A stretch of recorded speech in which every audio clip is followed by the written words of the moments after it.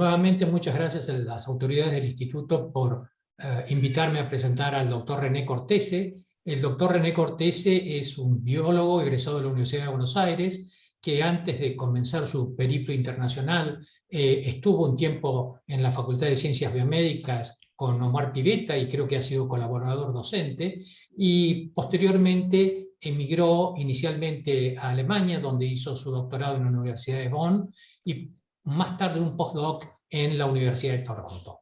Pasó por la Universidad de Chicago, donde ha trabajado mucho en epigenética, y en los últimos años está en la Universidad de Missouri, en el grupo del doctor David Gozal, que es una figura muy destacada en el mundo de la medicina del sueño, particularmente la medicina del sueño pediátrica, y quien en los últimos años ha revolucionado un poco todo el tema de la visión clásica que tenemos de la apnea de sueño, introduciéndonos en el mundo de la apnea de sueño y enfermedad oncológica, particularmente melanoma, apnea de sueño y otras enfermedades oncológicas, y la epigenética. Y justamente creo que este nuevo capítulo, en el cual René es un súper experto, es una cosa bastante revolucionaria para los médicos asistenciales, de ver cómo los factores epigenéticos digamos, se involucran en el devenir de la enfermedad, que en principio era ignorada y tomada como una expresión casi banal porque la gente ronca, y luego de escucharlo vamos a ver las importantes implicancias que tienen tanto en ciencias básicas como en la clínica. Así que René, adelante, bienvenido y muchas gracias. Bueno, muchísimas gracias a todos por venir, muchísimas gracias por la oportunidad. Realmente es un placer. Estoy acá en Argentina, así que estamos todos del mismo lado del continente, pero bueno, dadas las condiciones lo tenemos que hacer así por Zoom. Quizás la próxima vez, si hay una próxima vez, lo haremos en persona y espero que así sea. Voy a compartir la pantalla, así tengo el PowerPoint. Un segundo que esto siempre, a ver si sale. Ahí van a ver. Ahora tienen que andar. ¿Ahora se ve? Perfecto, perfecto. Perfecto. Bueno, muchísimas gracias a todos.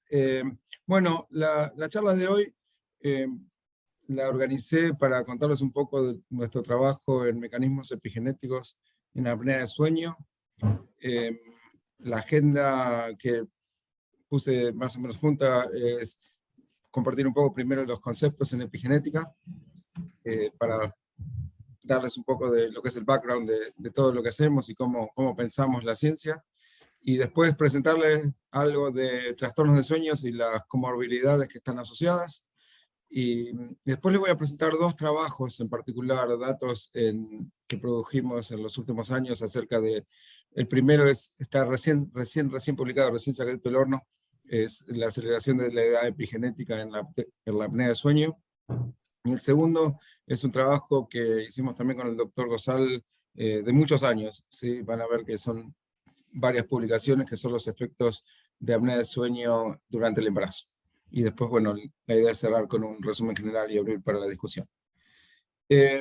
Empezando a charlar de epigenética, sí, creo que más o menos ustedes lo conocen, pero lo primero que en mi generación lo que hacemos es ir al diccionario, en este caso es Google, y me llevó al Instituto Nacional del Cáncer, y la idea de qué es epigenética, ¿no? ¿Cuál es el concepto de epigenética? Y la epigenética, según esta definición, que creo que es bastante cercana, es el estudio de los cambios que activan o inactivan los genes sin cambiar la secuencia del ADN.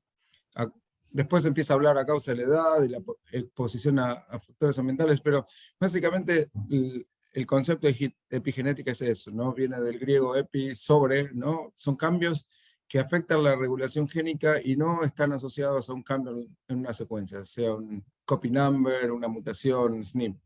Y obviamente estos cambios están asociados a muchísimas enfermedades y pasan de generación en generación, ¿no? Es un mecanismo hereditario. Hay tres mecanismos o tres capas de regulación epigenética principales. La primera es la metilación del ADN, que en realidad cuando hablamos de metilación del ADN hablamos de modificación del ADN, porque hay varias modificaciones. La más conocida de todos y que hemos estudiado en la facultad es la metilación de la citosina, ¿sí? Pero también tenemos la hidroximetilación de la citosina. En el próximo slide voy a mostrarles un poquito de las diferencias.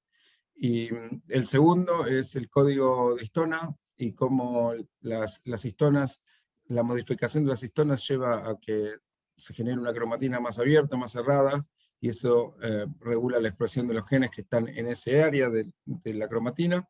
Y la tercera capa son los mecanismos basados en RNA, ¿no? Los no-coding RNAs, todo lo que es el ARN de interferencia, todo eso también lo consideramos mecanismos epigenéticos. Lo principal de todo esto es que son mecanismos muy complejos y que no actúan por sí mismos. Ahora voy a un par de slides acá, los que siguen van a ser bastante simples como para entender el concepto, pero lo que me gustaría que les quede es que estas capas, estos tres mecanismos principales están constantemente interactuando y esta interacción es tan importante como el mecanismo per se. Cuando hablamos de modificaciones en el ADN, sabemos esta que es la 5-metal cytosine, que es la adición de un grupo metil, acá, en la citosina, en la posición 5 en la citosina, que bueno, es la más estudiada, pero después en el 2009 empezaron a reportar un derivado de esta metilcitosina, que es la hidroxilmetilcitosina. Primero no sabía muy bien de por qué venía. La idea es que es un intermediario en el proceso de demetilación activa, cuando está perdiendo el grupo metil la citosina, que obviamente no voy a explicar toda la vía, pero hay otras dos modificaciones que también están asociadas a patologías, que son la formilcitosina y la carboxilcitosina. Muy interesante, muy interesante. Pero en principio, esto es lo más estudiado y hoy les voy a hablar básicamente de metilcitosina y por eso siempre hablamos de metilación del ADN y eso es lo que me quiero referir.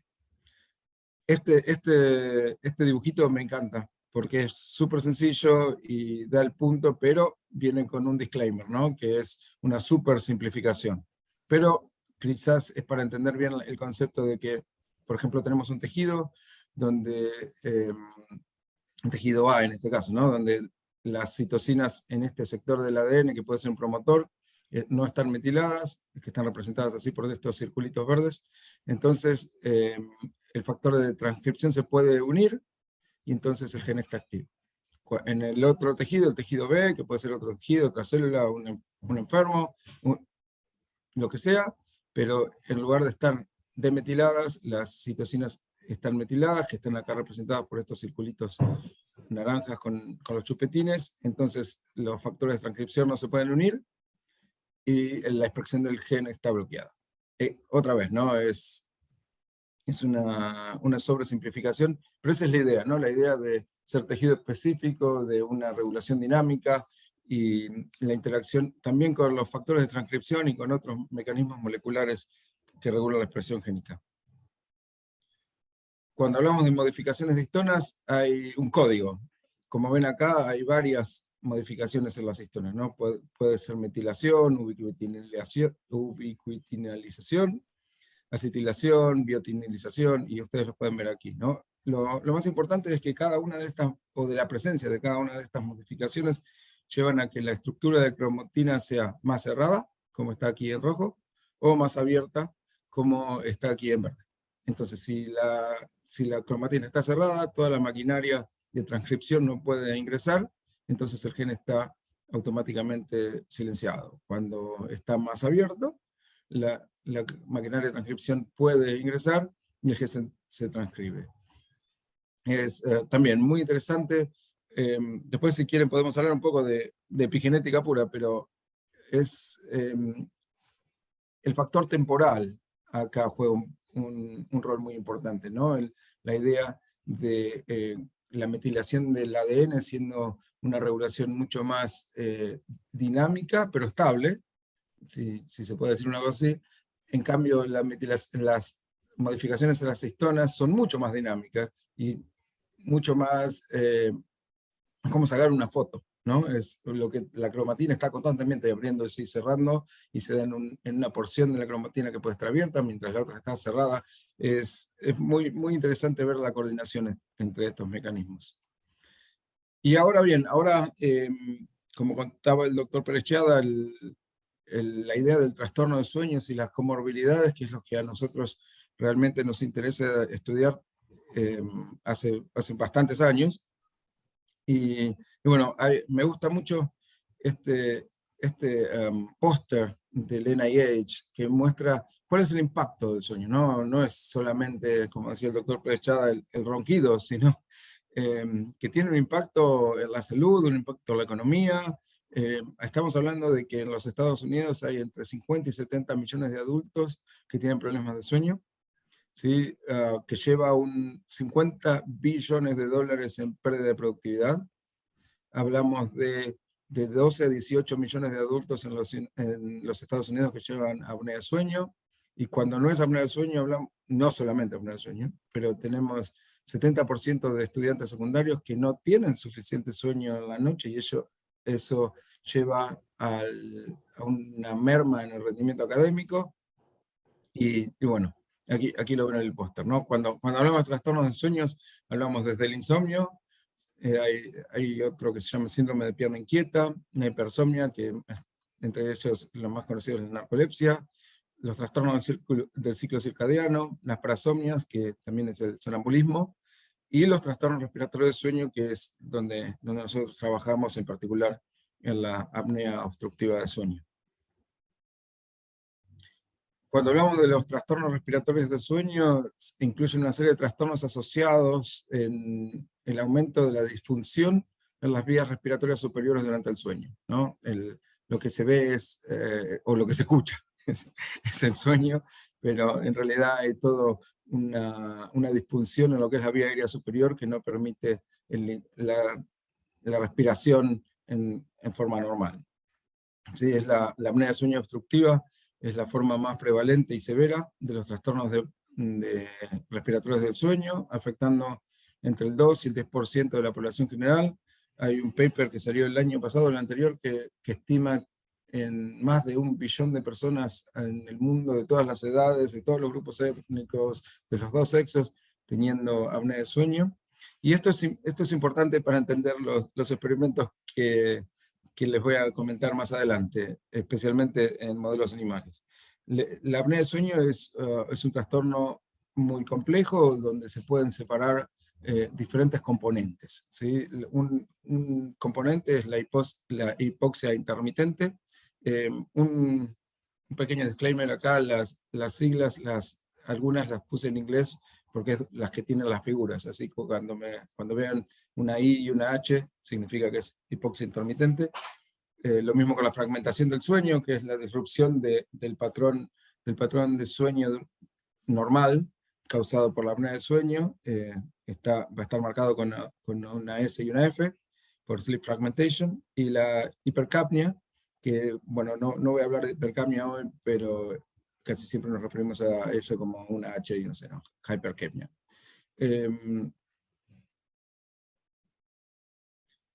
Importante, ¿sí? Que el sueño o los trastornos respiratorios del sueño, los trastornos del sueño en general, impactan en la salud, ¿sí? Obviamente un sueño pobre, una falta de sueño está relacionada a un incremento en la mortalidad, una baja en la función inmune, como dijo el doctor Perechada, el grupo del doctor Gosal también demostró que hay un incremento en la agresividad en los pacientes con apnea de sueño y cáncer, problemas de salud mental, problemas cardiovasculares, obesidad, diabetes. Lo importante de todo esto es que los trastornos respiratorios del sueño afectan virtualmente a todos los órganos del cuerpo y a todos los sistemas en el cuerpo. Que bueno, aquí en este dibujito de la izquierda está más o menos representado, ¿no? Que toda la importancia de los trastornos de sueño y el impacto en las comorbilidades. Pero cuando hablamos de epigenética, o los trastornos epigenéticos, también vemos, ¿no? Que son virtualmente afectando a todos los órganos, que la regulación epigenética ocurre en todos los órganos. En este caso también estamos influidos por otros factores ambientales, la comida, las drogas o las medicaciones, si hacemos deporte o no, el cigarrillo, el pasear socioeconómico, el bienestar social y cómo funciona nuestro cerebro. Y entonces cuando surgió la posibilidad de empezar a trabajar en epigenética del sueño, para mí es como un matrimonio hecho en el cielo, ¿no? Es un perfecto, un match perfecto. Así que realmente es un campo nuevo, muy interesante, que tiene todavía muchas posibilidades y cada cosa que descubrimos es súper, súper interesante y nos interesa mucho seguir. Para empezar, les voy a comentar, como les dije, estos resultados de la aceleración de la edad epigenética en la apnea del sueño. El envejecimiento biológico es un proceso fisiológico muy complejo y está relacionado con un aumento en la mortalidad y en la morbilidad. Si hablamos con gente que no trabaja en ciencia, lo más común es decir, tenés 50 años pero pareces de 45, o el otro caso, ¿no? Que tenés 50 años y pareces de 65, ¿no? ¿Por qué es eso? ¿No? La idea es que durante el envejecimiento ocurre una acumulación de cambios epigenéticos y simplemente podemos decir esta cuenta, ¿no? Esta resta, ¿no? De decir, okay, ¿cuál vendría a ser la edad epigenética comparada con la edad cronológica? Y podemos decir, ok, hay una aceleración de tantos años. Es un poquito más complejo, pero ese es el concepto. Ahora vamos a ver en un segundo, creo que es el próximo slide, un poco hablar de la aceleración. Pero bueno, lo que sí sabemos es que hay un montón de factores como una dieta sana, ejercicio que va a llevar a una desaceleración de la edad epigenética o de la edad biológica, y hay otros factores que van a estar también relacionados a una aceleración, ¿no? Como la presencia del cáncer, enfermedades neurodegenerativas, el síndromes metabólicos, estrés, infecciones. Así que la idea, ¿sí? La idea de reloj epigenético viene principalmente, uno de los primeros, o el pionero fue el Dr. Horvath, que está en la Universidad de San Francisco, en el sur de California, que la idea es mirar o medir la metilación de posiciones particulares de la citosina metilada en diferentes genes que pueden estar relacionados o no, pero están asociados a esta variación de la edad biológica con la edad, con la edad cronológica. Muy importante, sí, es que la variación de la edad epigenética puede ser sistémica o tejido específico. Hay enfermedades o trastornos donde la aceleración o desaceleración de la edad biológica ocurre solamente en un tejido, ¿sí? Puede ser el cerebro, el corazón, los pulmones. Y en otros casos es una aceleración sistémica, que generalmente se mide en sangre, ¿sí? Entonces, la idea es medir estos loci donde nosotros sabemos que ocurre la metilación. Cada investigador, o hay diferentes tipos de relojes, ¿no? Tenemos el reloj de Horvath, de Levine, donde son diferentes el número de loci que se están midiendo y diferentes aplicaciones en diferentes tejidos. Por ejemplo, el reloj de Horvath es en todos los tejidos, este reloj de Levine es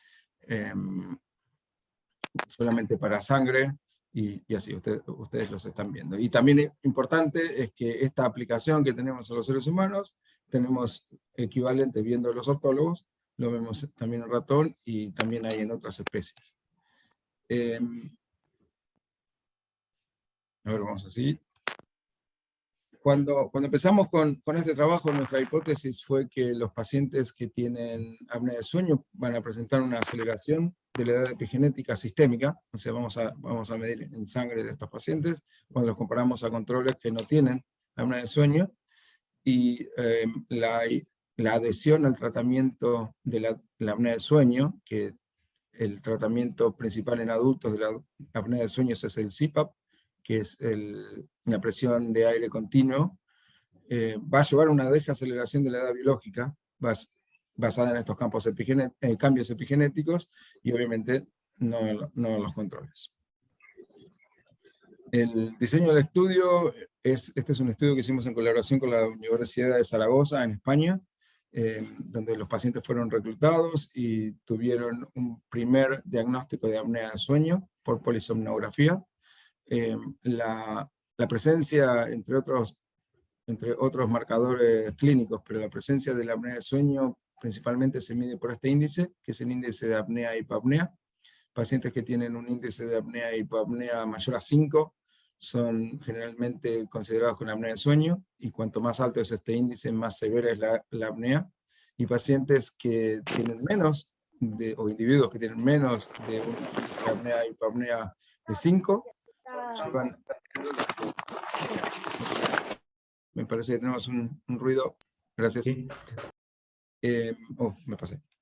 Pacientes que tienen menos de 5 en el índice de apnea y hipapneas no tienen OSA. Entonces lo que hicimos fue separar a estos pacientes. Es un grupo muy reducido de pacientes, pero está justamente porque buscamos que sean match de acuerdo a la edad cronológica, que sean un match de acuerdo a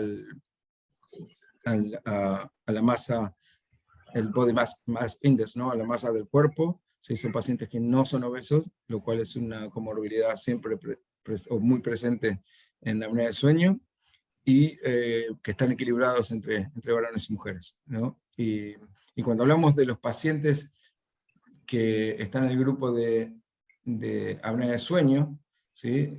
Tienen que tener un tratamiento adherente, tienen que cumplir con ese tratamiento al menos 4 horas por noche, todas las noches, ¿sí? Entonces lo que hicimos fue tomar una muestra de sangre en la primera visita antes del tratamiento con CPAP.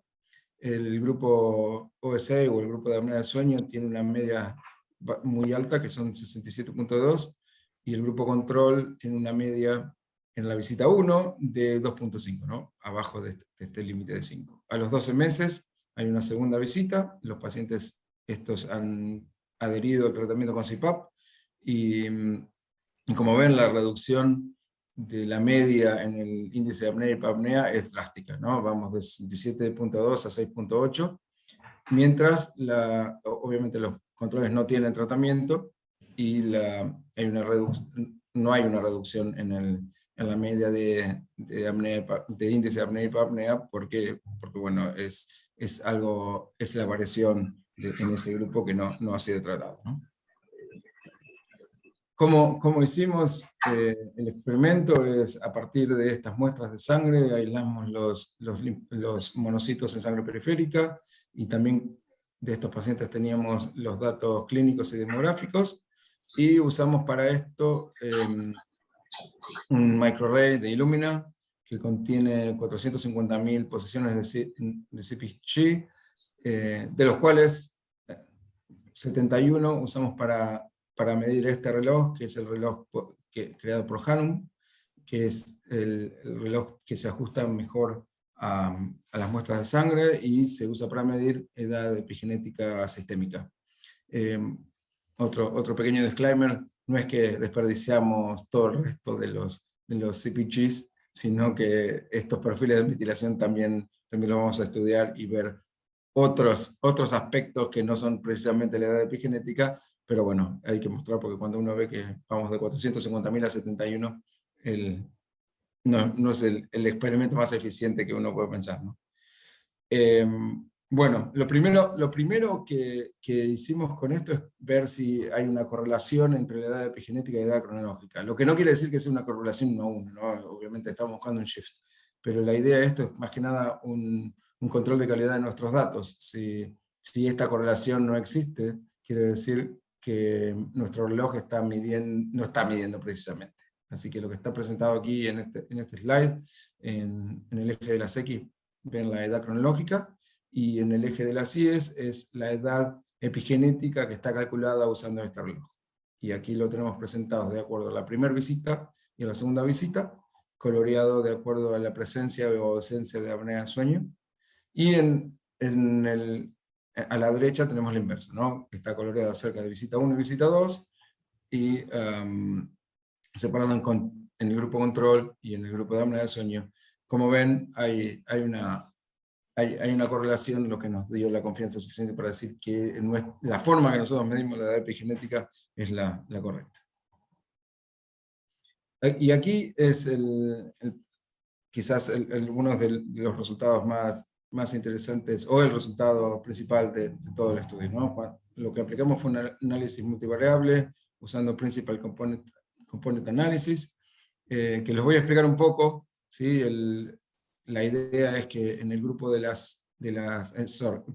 eje de las X hay una dimensión que es una variable, de todas las variables que nosotros usamos para este análisis, que explica aproximadamente el 26% de la variación que observamos entre las muestras, y en el eje de las IES, y perdí mi cursor, acá está, en el eje de las IES tenemos la segunda dimensión, que es la segunda variable, que explica 20% de la variación. La idea es, en principio nosotros no sabemos cuáles son estas variables, ahora vamos a ver un poquito en eso, pero la idea es ver cómo estas muestras se distribuyen en estos cuadrantes, y los voy a guiar un poco. Aquí está el cursor.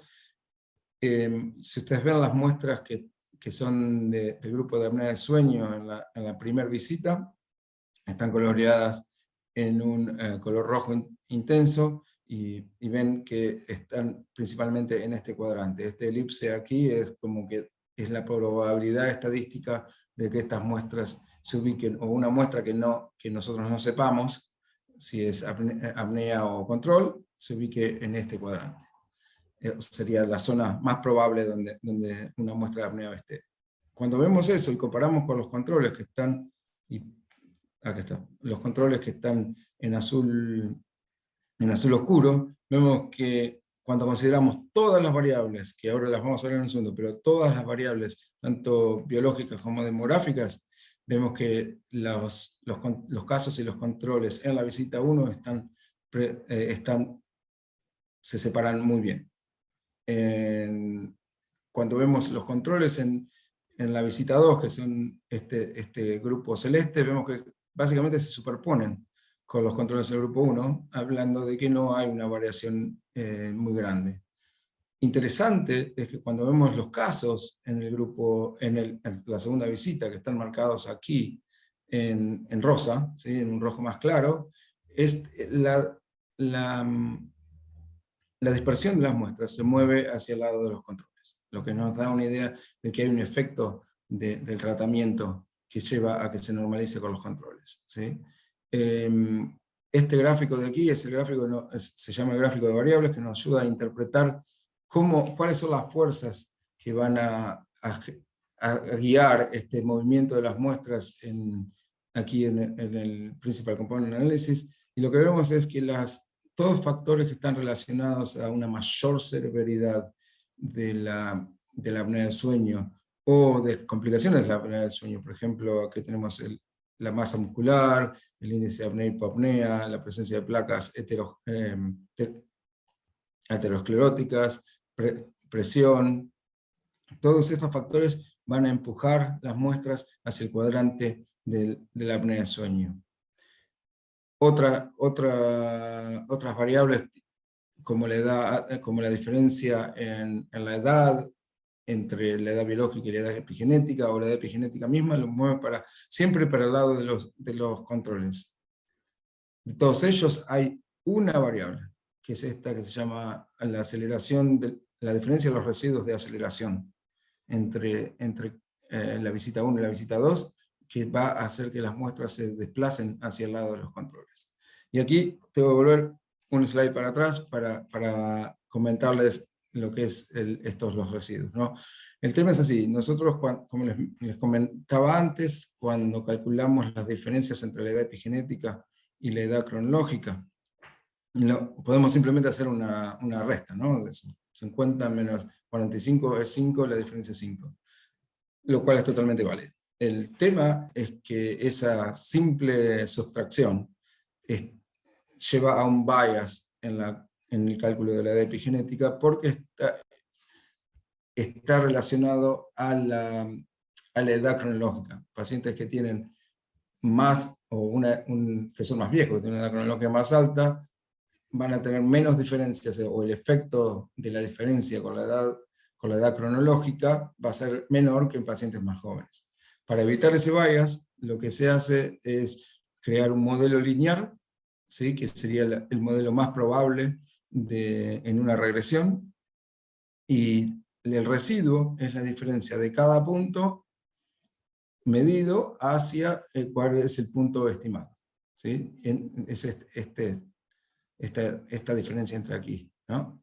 Eso es lo que es el residuo. Entonces lo que nosotros calculamos aquí es la diferencia entre esos residuos, que nos da la mayor precisión posible cuando tratamos de ver las diferencias en aceleración entre una visita y la otra visita.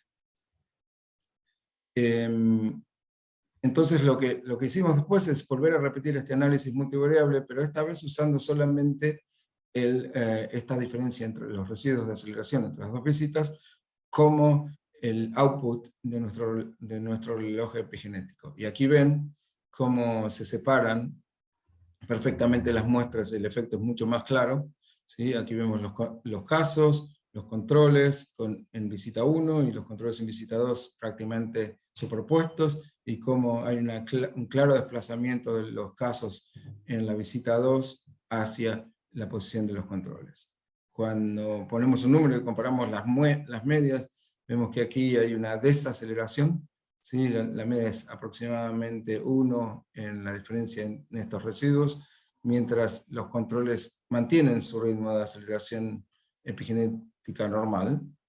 Y cuando tratamos de cuantificar cuánto es esa variación, vemos que la variación, el coeficiente de variación entre la visita 1 y la visita 2 en los casos es mucho menor que en los controles, ¿no? Aquí estamos hablando de un 62% versus un 5%.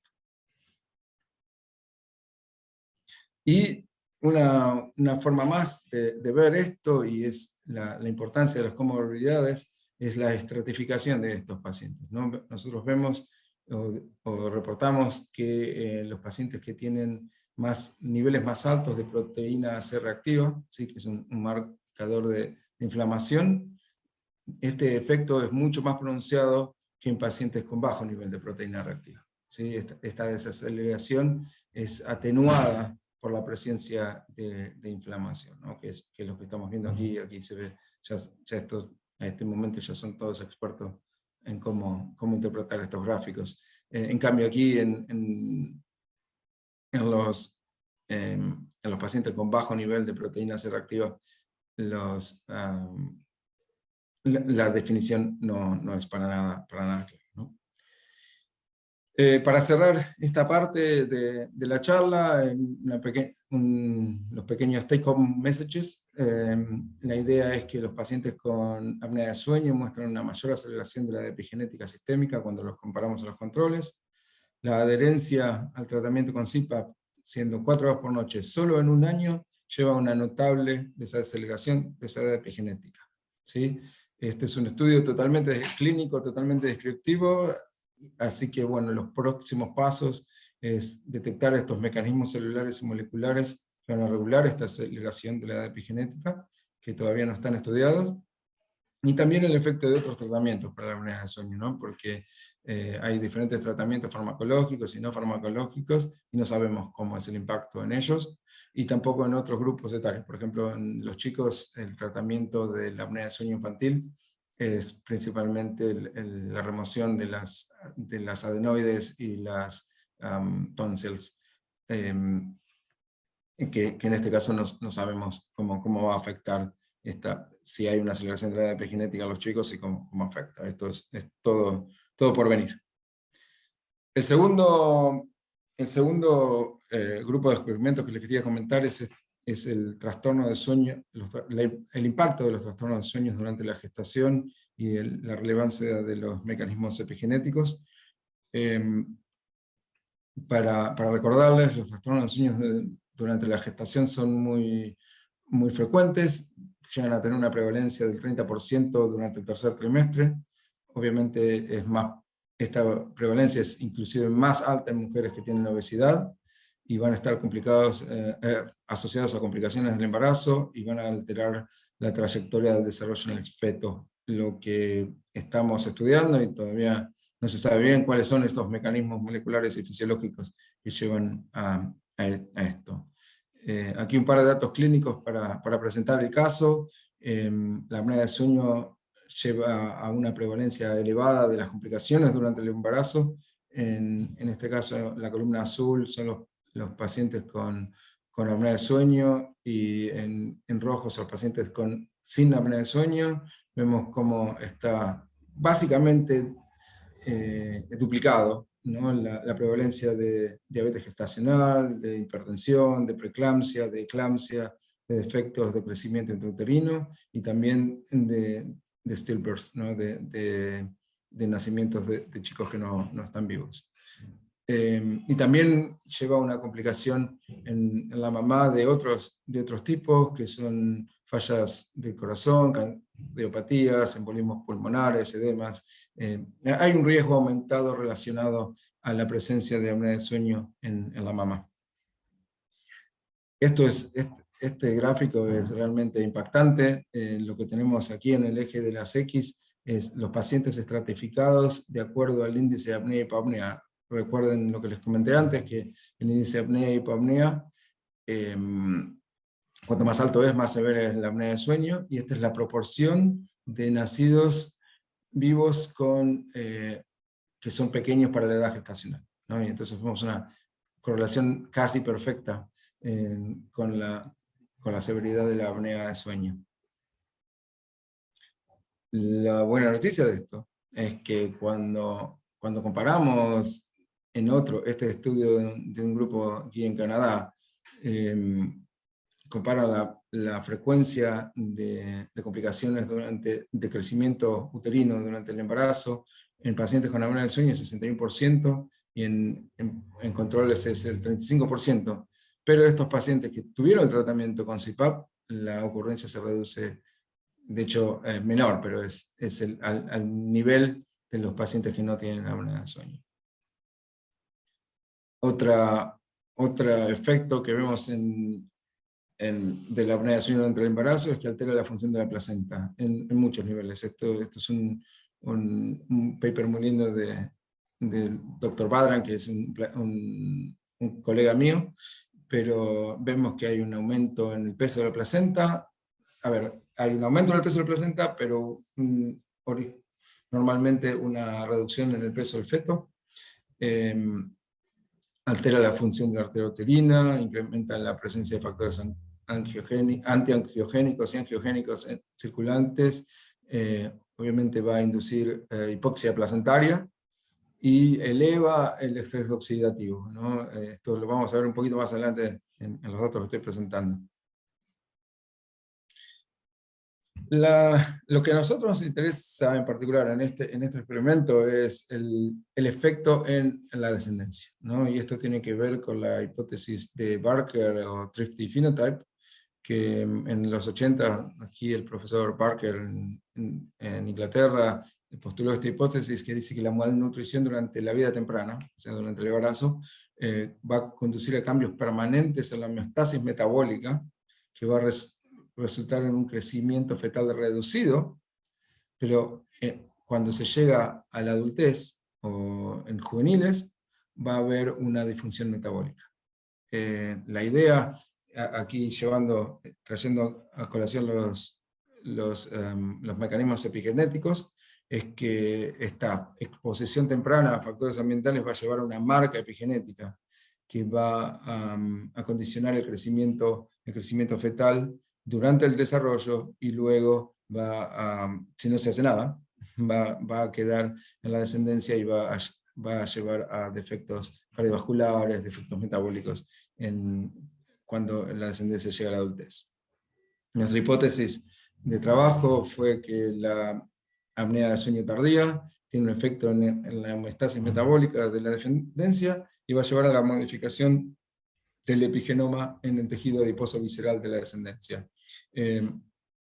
Para los que no están en el tema del tejido adiposo, el tejido adiposo es muy interesante, no es solamente lo que aprendimos en la facultad, que es para acumular energía, sino también tiene una función inmune muy importante, que bueno, vamos a verlo un poquito más adelante. La forma de esto está hecho con modelos de ratón, ¿sí? La idea en este diseño experimental es que las ratonas embarazadas lo expusimos tanto a fragmentación de sueño como hipoxia intermitente o durante control. o lo dejamos en control. Para los que les interesa cómo fue esto hecho, la fragmentación de sueño fue producida usando una estimulación táctil automatizada que va despertando al ratón mientras duerme en intervalos de 2 minutos, lo que lleva a un condicionamiento y a una alteración del patrón de sueño normal, mientras que la hipoxia intermitente son ciclos alternantes de 21% de oxígeno bajando a 6%, usando 20 ciclos por hora durante 12 horas por día, y esto fue durante todo lo que sería el equivalente al tercer trimestre de gestación.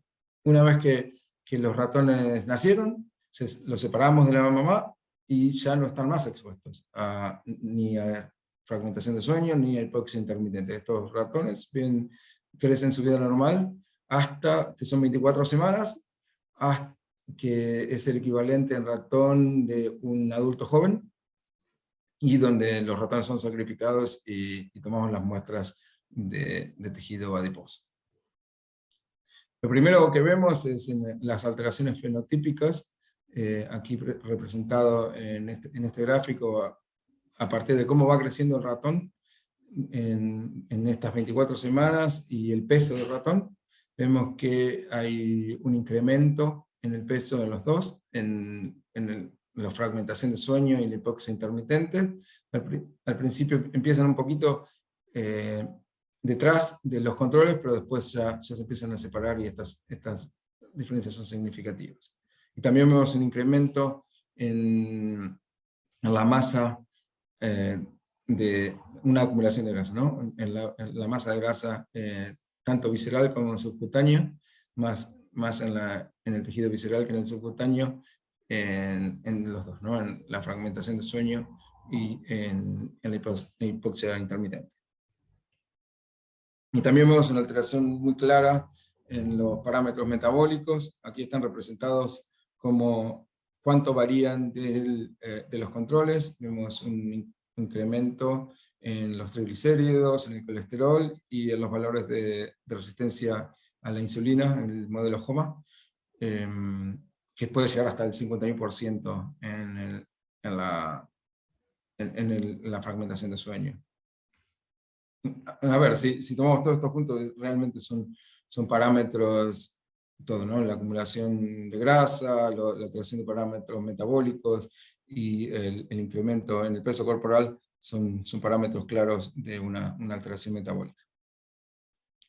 La forma que medimos esto, tomamos los ratones a las 24 semanas, como les comenté, en cada grupo, 8 ratones por grupo, y la tecnología que usamos es llamada MIDEP-CHIP, que es una inmunoprecipitación de la cromatina usando un anticuerpo, perdón, que está dirigido a la citosina metilada.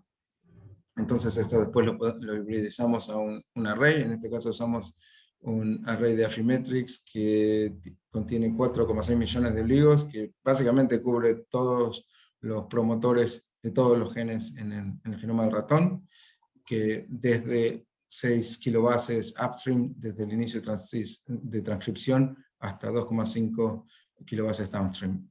Y bueno, verificamos esto en una muestra independiente en genes candidatos que tomamos de este experimento usando Real-Time PCR. Esto es importante para entender un poco cómo leemos estos datos, ¿no? Nosotros hablamos de regiones de metilación diferencial y usamos este algoritmo que se llama MIT, que es el Model Based Analysis of Talent Arrays, que la idea es un modelado de vuelta por una regresión lineal de la intensidad de cada uno de los oligos que están en el microarray, pero están localizados adyacentes en el genoma, y este modelo lo que considera es los efectos sistemáticos en la hibridización del microarray, y es el mejor modelo para identificar covariaciones y presencia de artefactos, ¿no?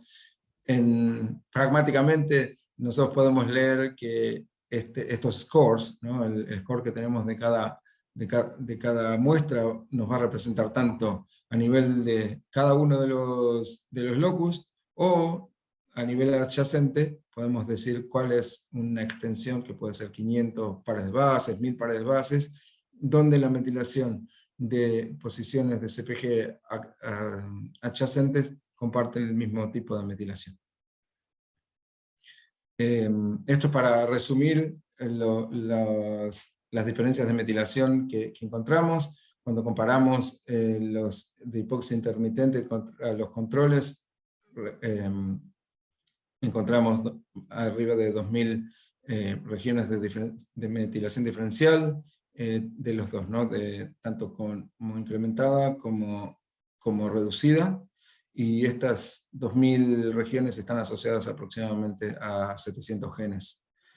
También lo mismo, ¿no? Cuando comparamos aquellos que estuvieron expuestos a fragmentación de sueño durante el embarazo y lo comparamos con controles, es superior a 1500 regiones de metilación diferencial, que están asociados a 1400 genes. Y esto es importante, lo vamos a ver luego, es cuando comparamos los dos mecanismos, ¿no? Y vemos que inclusive entre los dos mecanismos que son parte de la apnea de sueño gestacional, detectamos aproximadamente 1200 regiones de metilación diferencial que están asociadas a más de 500 genes. Una cosa que nos interesa es ver cuáles son los mecanismos que están asociados a esto. Para eso usamos un método bioinformático en donde comparamos la lista de genes con pathways que son conocidos, y aquí vemos que tanto cuando es una metilación elevada en la fragmentación del sueño, como en hipoxia intermitente, vemos que hay dos mecanismos principales que están representados. Primero son metabolismos de lípidos y glucosa, receptores de insulina, y por el otro lado son asociados con la respuesta inmune.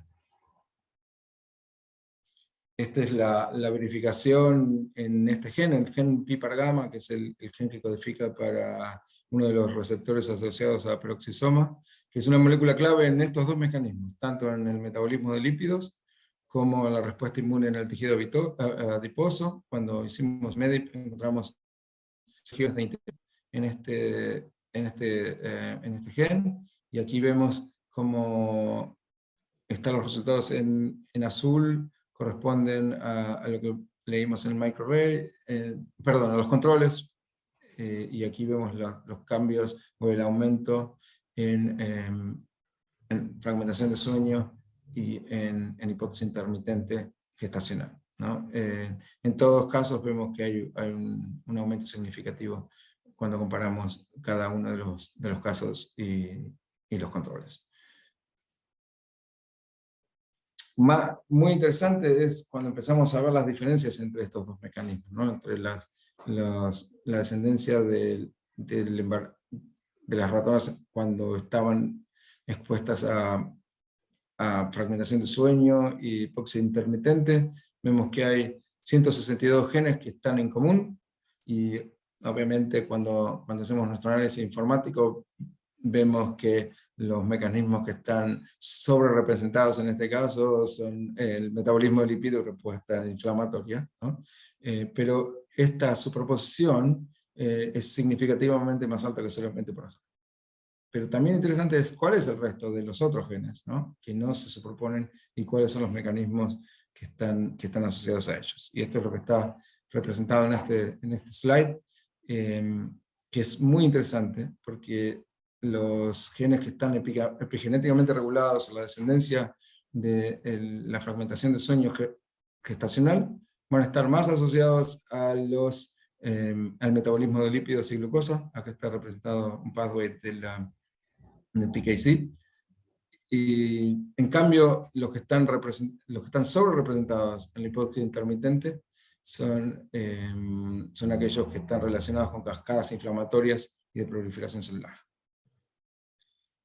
Para resumir esta parte, y ya para cerrar la charla, y recordarles que la apnea de sueño gestacional tiene una alta prevalencia en la última etapa del embarazo, principalmente en el tercer trimestre, está asociada con complicaciones obstétricas, está asociado con una malfunción de la placenta, y principalmente, que es lo que les mostré, es que está asociado a efectos detrimentales que van a manifestarse como disfunciones metabólicas en la descendencia cuando sean adultos.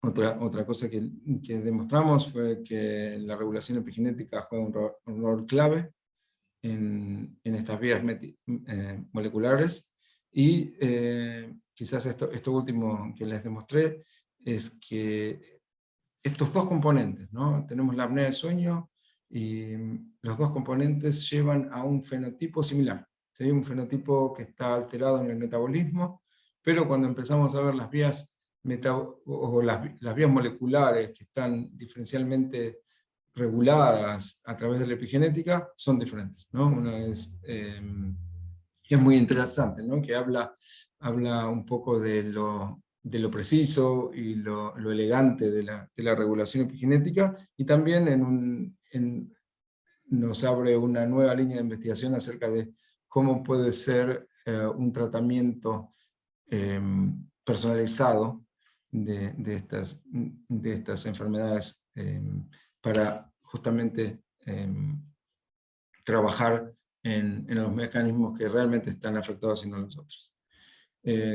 Resumen general de mi charla, y con esto cierro, es que el estudio de fenómenos epigenéticos es un nuevo campo en la medicina del sueño, y es fundamental para entender la patofisiología en estas enfermedades, que la apnea de sueño, la apnea obstructiva del sueño lleva una aceleración en la edad epigenética que puede ser atenuada por un tratamiento con CPAP, siempre y cuando sea eficiente, y que las perturbaciones causadas por la apnea del sueño gestacional van a imponer efectos detrimentales a largo plazo, que van, en nuestro caso, demostramos que son disfunciones metabólicas en la descendencia. También sabemos que hay disfunciones cardiovasculares y disfunciones cognitivas, y la importancia, ¿no?, de los marcadores epigenéticos para una potencial implementación de estrategias de medicina de precisión en medicina del sueño. Y para cerrar, mis agradecimientos al doctor Gosal, que es el chair de pediatría en la Universidad de Missouri, la doctora Leila Gosal, a Kylie, que trabaja conmigo en mi grupo, y a mi colega el doctor Khalifa, que también compartimos experimentos que hemos presentado aquí, a nuestros colaboradores en la Universidad de Chicago, el doctor Jorge Andrade y la doctora Bao, y a nuestros colaboradores en la Universidad de Zaragoza, el doctor José María Marín y el doctor Sanz Rubio. Y el funding es principalmente de entidades filantrópicas, principalmente el LIDA Sears Charitable Trust y KC Bionexus, que son grants para que soporten mi trabajo. Bueno, en este punto les quiero agradecer a todos por su atención, y estaré gustoso de responder a cualquier pregunta que haya. Muchas gracias. Bueno, muchas gracias, René. Muy interesante la presentación, y quisiera abrir la sesión de preguntas con los demás panelistas, o asistentes, mejor dicho. Hay varios que levantaron la mano, así que...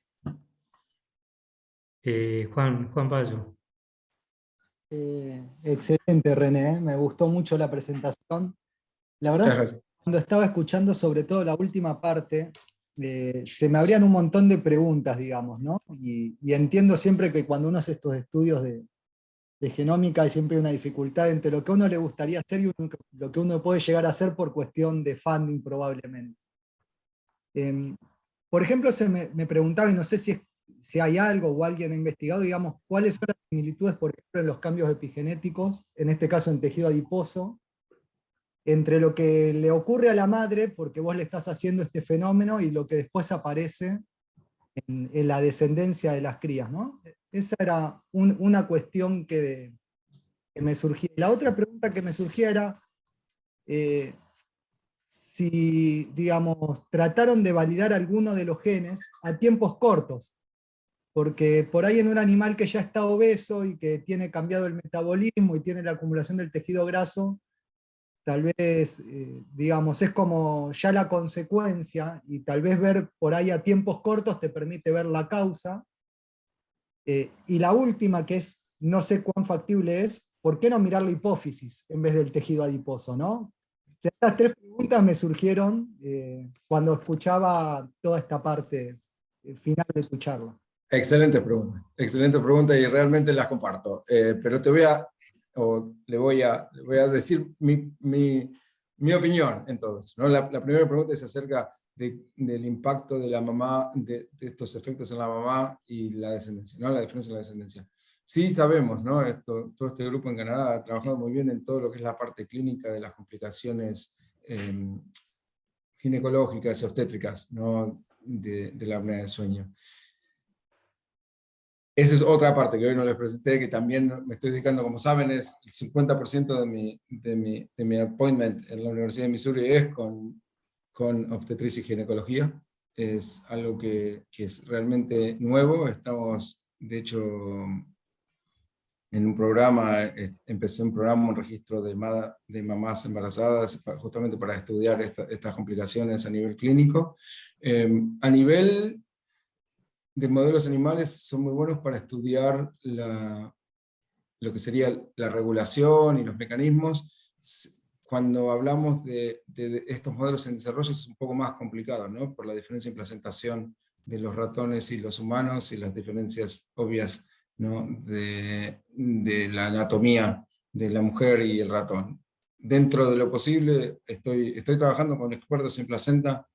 Principalmente vamos paso a paso, ¿no? Primero vamos a ver la placenta y después vamos a ver otras complicaciones que están asociadas, ¿no? a la apnea de sueño gestacional. Pero sí, es todo un campo que está para investigar, cuál es el efecto en la mamá. La segunda pregunta era verlos antes, ¿no? Sí, totalmente. Obviamente nosotros tenemos la hipótesis de esto en línea con esta idea de Developmental Origins of Health and Disease, de lo que sería la hipótesis de Barker, y nosotros queríamos probar cómo impacta en la adultez, ¿no? Queríamos saber que estos mecanismos están en la adultez. Sí tenemos un proyecto en cual podemos ir mirando y interrumpiendo el embarazo de los ratones, ¿no? A diferentes puntos y ver cómo va variando. Hasta ahora no tuvimos el funding para hacerlo. Creo que entre investigadores sabemos que esa es también la tercera pata, ¿no? Las ganas, la posibilidad técnica y también el funding. Así que es una idea que tenemos de hacerlo, ¿no? Una progresión temporal.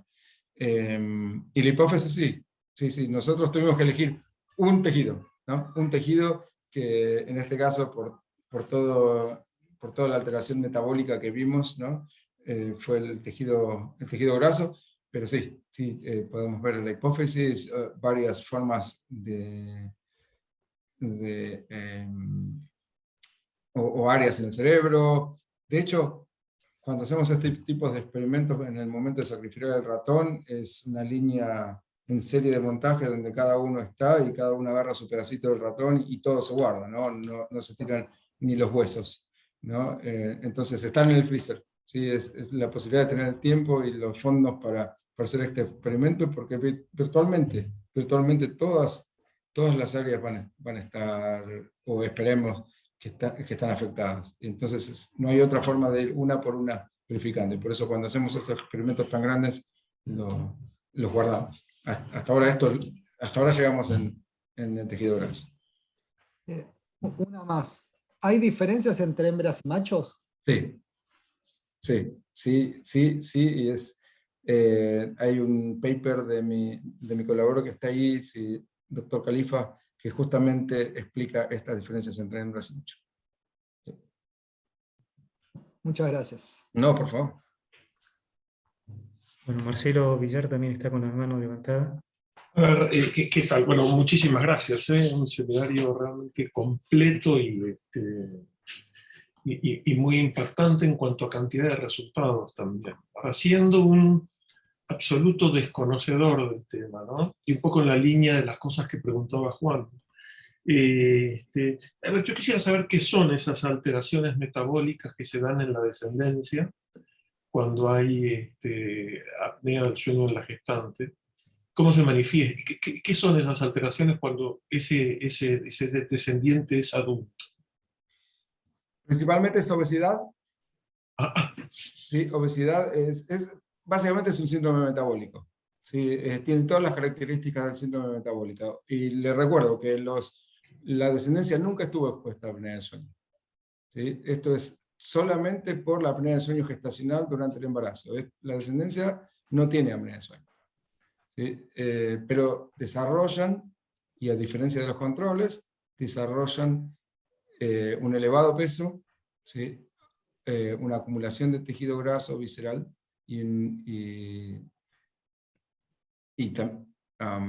sí, el tejido graso, y después todos los parámetros bioquímicos están alterados, ¿no? Acumulación de colesterol, triglicéridos y de resistencia a la insulina.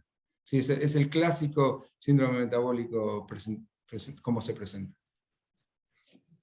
y luego, sí, yo no sé si la hipófisis, pero yo iría a mirar a los núcleos del RAFE, miraría en el tronco encefálico reguladores del sueño, miraría locus coeruleus, miraría el sistema catecolinérgico, ¿no? Reguladores del sueño en el sistema nervioso, si es posible hacerlo. Sí, sí, por supuesto, por supuesto. A ver, si no puedo decir en este momento en qué tejido va a estar más afectado que en el otro, o en qué parte del tejido va a estar afectado más que en el otro, pero sí, es totalmente válido, sí. Bien. Y puedo hacer una pregunta que no tiene nada que ver con este seminario, pero sí para expertos de sueño, ¿no? Nosotros hacemos dolor, y mi pregunta es si hay alguna evidencia o algún grupo estudiando relaciones entre alteraciones de sueño y percepción de dolor, cosa que uno podría imaginarse de alguna manera. Doctor Pérez Chada, ¿quiere Yo responder? no recuerdo ningún paper en particular porque no es algo que yo lea, pero es un buen estímulo para hacerlo, Marcelo. Pero claramente el dolor perturba la continuidad del sueño y podría ser un muy buen ejemplo de fragmentación del sueño. Tal vez no con la frecuencia que lo tienen las apneas durante el sueño, porque vos fíjate que cuando un animal o un sujeto tienen 30 o 40 apneas por hora de sueño, podría tener 30 o 40 microdespertares por hora de sueño. Me imagino que con el dolor crónico no debe pasar así, pero puede haber, por ejemplo, fragmentación del sueño a menor frecuencia en cambios de posición o alejados de la dosis del analgésico. Así que creo que eso seguro debe estar escrito, yo no lo he buscado, pero es muy atinado pensar que la fragmentación del sueño nocturno vinculada al dolor pueda tener algún efecto o puede expresarse de alguna manera en estas mediciones epigenéticas. No sé qué opina René.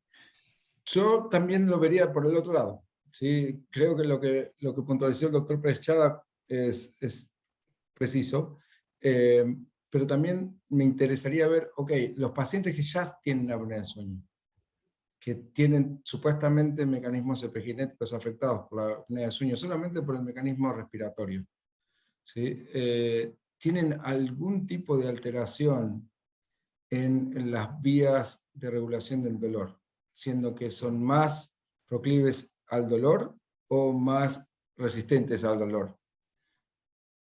Quizás, no sé, no lo sé, estoy especulando. Es especulativo, absolutamente. Sí. Y quizás esté vinculado a estos cambios epigenéticos, ¿no?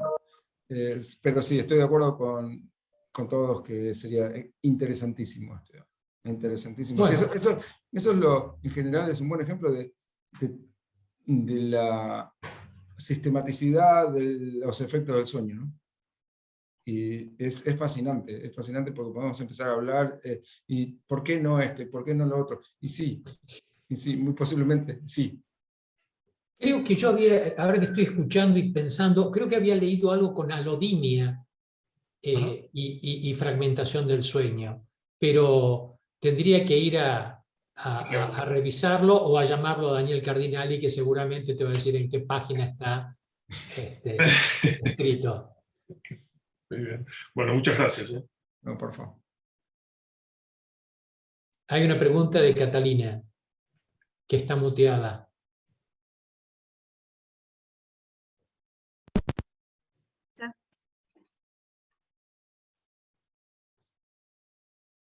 ¿Ahí se escucha? Ahora Sí. sí. Ahora sí, tengo un problema con los auriculares, cada vez que tengo los auriculares no se escucha bien. Excelente presentación, René, muchísimas gracias, súper interesante. Tengo una pregunta y una consulta de qué es lo que se sabe, que seguramente va a haber trabajos publicados, pero yo no lo sé. La pregunta es si la epigenética es tejido específica. ¿Por qué era tan exacto medir la edad epigenética a partir de sangre solamente? ¿No sería más correcto tratar de estudiar qué pasa en distintos órganos y con eso llegar a armar una edad epigenética digamos, del paciente? Sí, sí, la respuesta corta es sí. Sí, tiene razón.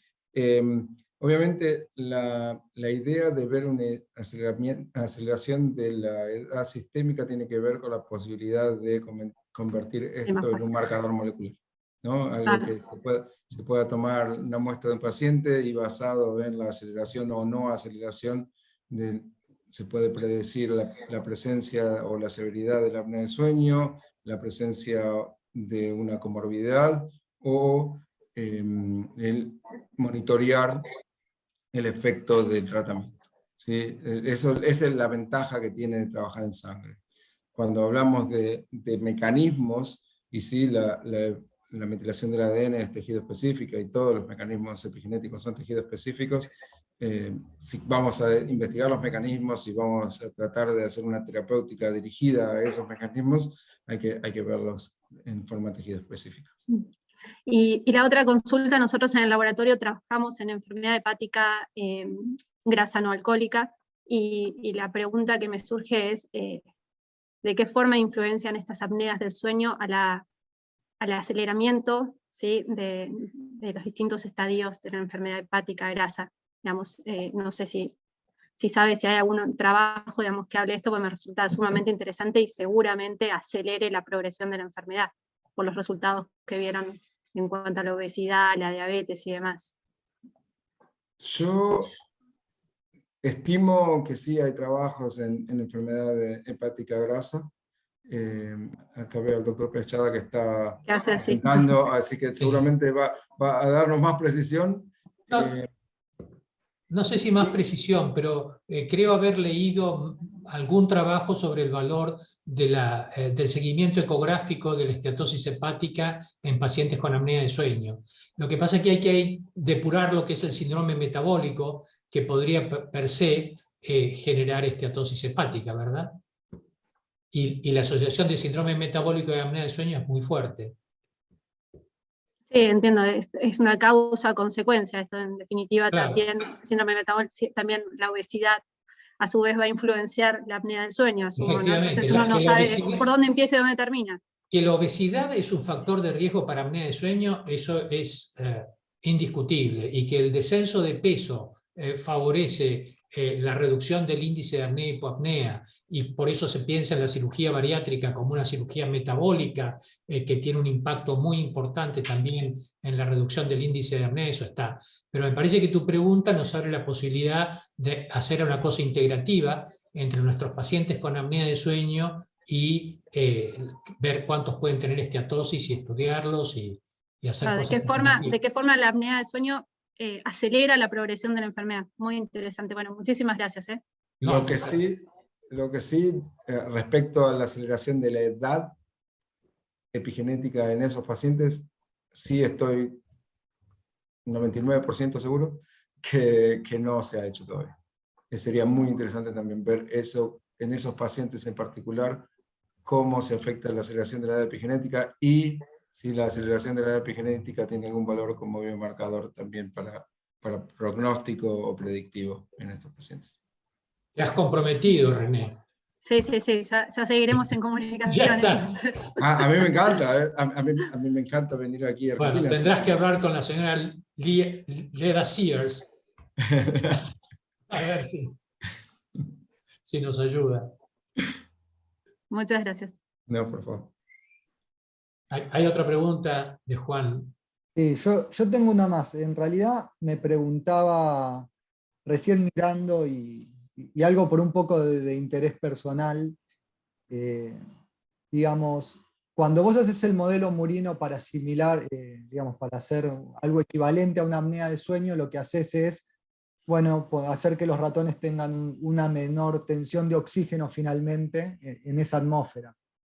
Y me preguntaba si esto genera cambios adaptativos, como por ejemplo genera cambios adaptativos la altura, ¿no? Una persona que vive, no sé, a 3.000 metros, que no es una locura, y obviamente entiendo que en general los pueblos originarios de esos lugares de 3.000 altura tienen adaptaciones, pero tal vez una persona occidental que vive en el llano va ahí y no lo tiene. Digamos, no sé si se entiende un poco Sí. por dónde va la idea de la pregunta, si hay similitudes o si hay procesos adaptativos que se dan o no se dan porque son apneas y son, digamos, un proceso interrumpido, digamos. Sí. René, es una pregunta de un escalador, eso voy a aclarar. Está bien, ok. Qué lindo ser escalador, primero. Muy buen deporte. Segundo, sí, hay una relación. Lo que sí hay que diferenciar cuando hablamos de esto en el modelo Murino, ¿no? Yo voy a hablar un poco del modelo Murino. Sé que hay muchos estudios de altura. Hay un grupo muy fuerte en Perú trabajando en ese área, grupos muy fuertes que van a Nepal a trabajar con las poblaciones de altura. Es algo que se hace constante y sí, el mecanismo adaptativo está. En el modelo Murino hay que diferenciar lo que nosotros diferenciamos entre lo que es la hipoxia aguda y la hipoxia crónica. ¿Sí? En un momento sí se genera la adaptación. Sí, obviamente se genera la adaptación y hay otro paper que publicamos creo en el 2017 que llega a un momento donde vos podés tratar a los pacientes que ya están adaptados, ¿sí? Y el CPAP es menos eficiente. Y esto tiene que ver a la epigenética con la plasticidad del mecanismo epigenético, ¿no? No es una cosa elástica, dinámica, que se cambia y vuelve constantemente, sino que una vez que llega un momento que toma una forma, es como moldear con plastilina, ¿no? Ya toma una forma y va a quedar así. Ese es el concepto y creo que lo que nosotros evitamos, ¿sí? Es justamente esto, cuando queremos, ¿no? A veces vos querés que sea una hipoxia crónica, pero es también salir de estos mecanismos adaptativos. Principalmente el tercer trimestre de un ratón son 6 semanas, ¿no? O menos, ¿no? Esa es la maravilla de usar el modelo de ratón en todo este experimento, porque acorta los tiempos de una manera, ¿no? Un ratón adulto es 24 semanas y si no tendríamos que esperar 30 años para hacerlo en humano. Los tiempos se acortan de una manera significativa.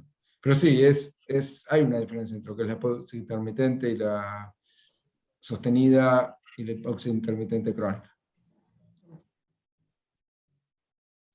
Bueno, la adaptación a la hipoxia crónica es mucho menos proinflamatoria, digamos, que la hipoxia intermitente, porque la hipoxia intermitente genera mecanismos de óxido reducción, digamos, mucho más importantes, con mucho más impacto endotelial, sistémico y proinflamatorio, ¿no?